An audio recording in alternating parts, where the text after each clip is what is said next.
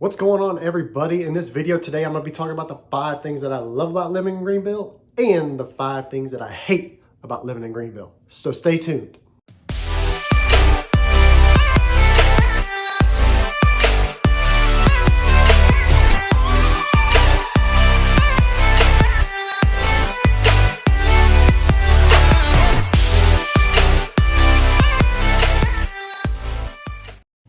Here we go. We're starting with number 5, the number 5 con. Starting at number 5 would be the roads, infrastructure, and street names. So as I've probably stated before, I am an Illinois transplant of 21 years. And our winters in Illinois were harsh, they were cold, they were wet, they were snowy. The salt was spread on the roads along with the snow plows. You know, it just wreaked havoc on those roads. And that's to be expected. We had harsh winters there. However, we don't here. There's no excuse for the road conditions here in Greenville. They're freaking terrible. I understand that the area is growing like crazy and the infrastructure is having a tough time holding up. But instead of building these bike paths, nothing wrong with bikers, hey, do your thing. Instead of building medians to plant shrubs and trees to make these roads look more appealing, how about let's repave these roads? All I'm saying is that the roads are rough. There's potholes everywhere with minor patching, and we don't have harsh winters.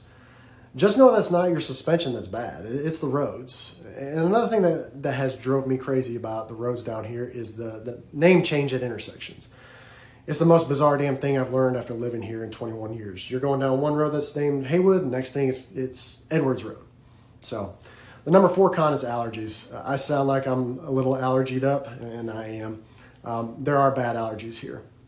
The spring and fall kick my wife's butt. Right now we're nearing the end of May, and the yellow tint on the cars from the pollen is just starting to disappear. So the pollen is rough here. And I'm not gonna lie, it sticks around for at least 2 months or more, but it does feel like forever. And now there's a little trick that I'm going to tell you that may help calm those allergies from year to year, and that's purchasing local honey. Now I can't guarantee it'll work, but yes, buying local honey, obviously consume it, and it just might help you out with the following year as far as the allergy season. It'll help kind of tame it down a little bit. I can't guarantee that it'll work, but I have heard from people that it does help. The number 3 con is traffic and road congestion. Now, people from bigger cities out there are probably going to be laughing at this one. I just don't think the traffic here is horrible, but it's getting that way. The main roads in the city, such as Woodruff Road, Haywood Road, Pleasantburg Road, and Pelham Road, these areas that have retail stores, restaurants, groceries, all the other necessities are heavily congested. The I-385-85 interchange has helped tremendously with traffic, but it's also pushed people onto back roads. And so people that take these back roads to help avoid that congestion on I-85 and 385 have now congested those back roads as far as getting home and everything like that. So, and then the number 2 con is the drivers. Look, I love my South Carolina people, but y'all can't drive worth a damn. I've been here for 21 years. Don't take offense to it. I'm on the road every day, whether it's with real estate or driving the fire truck.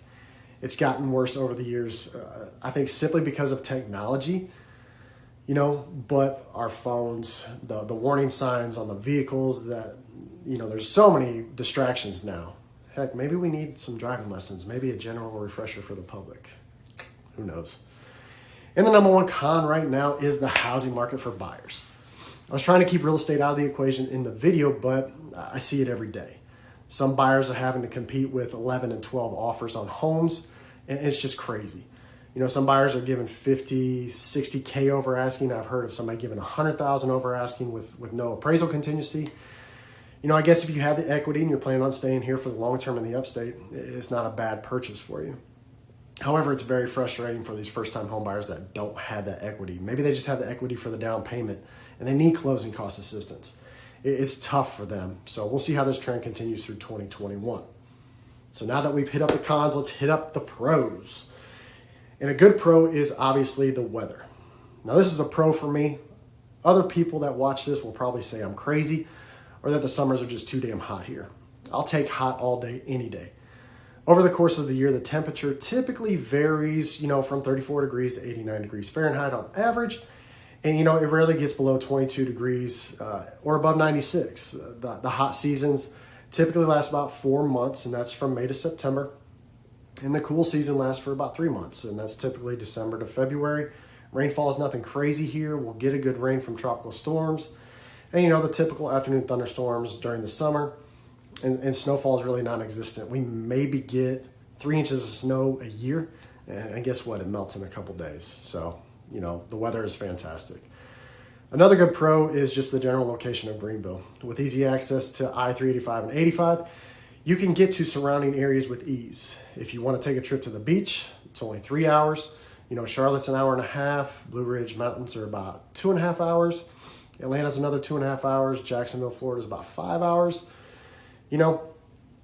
Another great thing is it takes a short time to get to the 3 major lakes on the western upstate side of, South Carolina. And these lakes are Lake Hartwell, Kiwi, and Jocassee. So generally speaking, these 3 lakes are only 40 to 50 minutes from Greenville. The next pro when it comes to Greenville is how beautiful Main Street is. Main Street itself stretches from Rutherford Road all the way down to Pendleton Street. However, the downtown corridor starts at the intersection of Beatty Place and Main, and then it ends at Pendleton Street. This runs from north to south.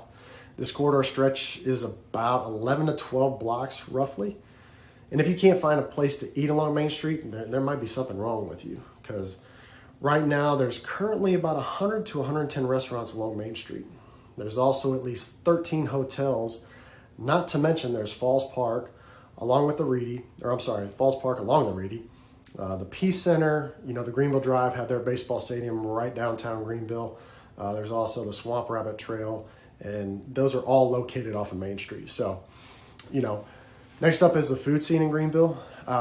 Greenville alone on Main Street has 100 to 110 restaurants, and Greenville County alone has over 1,000. So Greenville County is the largest county in the state, but it doesn't stop at the restaurant scene. Downtown Greenville also has the TD Saturday Market, and the Saturday Market takes place Saturday mornings from 8 a.m. to noon on Main Street. It usually runs from about May through October. And the market features over 75 vendors, and these vendors are selling the season's freshest produce and the area's most original and high-quality crafts. It's very awesome. And the TD Saturday Market supports our upstate farmers, processors, and crafters. And if you're looking for local farms outside of Greenville, there's Happy Cow Creamery, Greenbrier Farms, Blue Ridge Creamery, JBO Ranch, and Bethel Trail Farms. We also have the Greenville's Farmers Market on Rutherford Road, which is open year-round, Monday through Saturday, 8 a.m. to 6 p.m. And last but not least, the last pro about living in Greenville is the outdoor activities in and around the Greenville area. There's the Prisma Health Swamp Rabbit Trail, and this Swamp Rabbit Trail is a 22-mile multi-use trail that runs along the Reedy River, and it connects with local schools, parks, and businesses. And if you're looking for something a little bit more adventurous, there's the Treetop Quest. And the Treetop Quest is Greenville's aerial adventure park, and it'll challenge you both physically and mentally. You'll maneuver from tree to tree through obstacles and zip lines. And there's over 60 obstacles and zip lines in the trees. And the courses can start as young as 4 years old. Now, another outdoor place to venture to is Paris Mountain State Park. Located 10 minutes outside of downtown Greenville, Paris Mountain has 15 miles of trails for hiking and biking. It also has an 8-acre lake where visitors can swim, paddle, and fish. Kayak, canoe, and paddleboat rentals are available on the weekends. The park also has a 15-acre reservoir accessible by a 2-mile hike.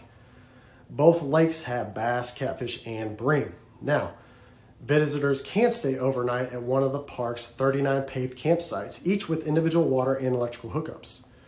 These sites include restroom facilities with hot showers.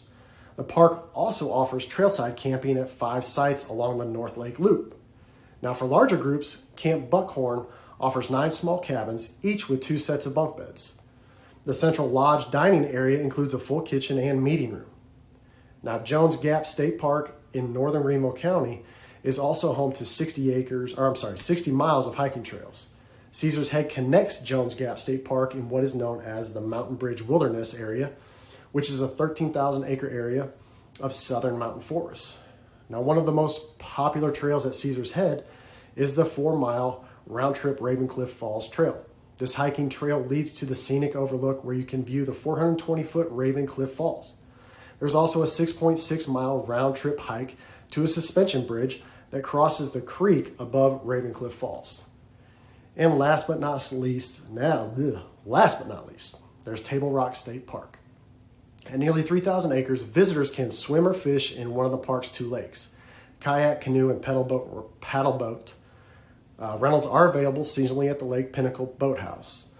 The park has a children's playground and plenty of picnic shelters. So with all that being said, you know, the funny thing about it is, the other pros is, I mean, we have so many car washes, storage facilities, and dentist offices. If you can't find those, then something's crazy. All right, those were my 5 things that I love about Greenville and the 5 things I hate about Greenville. Just cons, whatever you want to do.